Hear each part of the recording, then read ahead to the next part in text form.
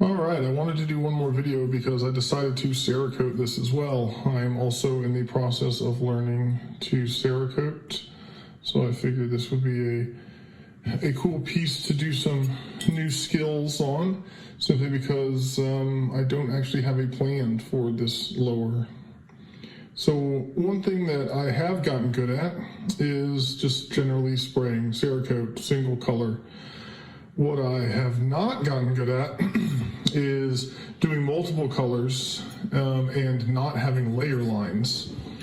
One of the things that I found is really important with Cerakote is to have good lighting while you're spraying so that you can actually see that you are putting down a wet base coat.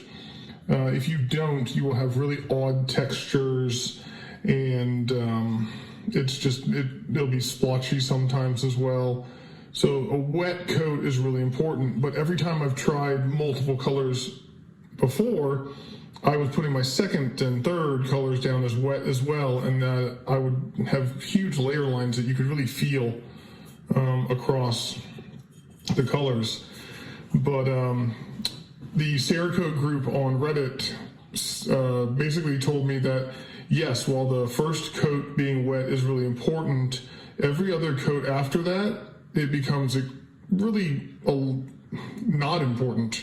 Essentially just cover the color and call it a day. You should be able to see the color of your stencils through whatever coat you're putting on next.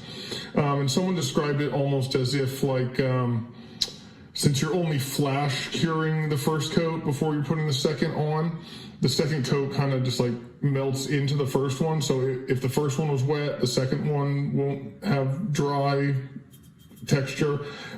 It made sense to me, so I gave it a try, and I gotta say, this is the first time I've ever been happy with a two-color job. So thanks a ton, y'all. That really changed my Cerakote work, and I'm extremely grateful.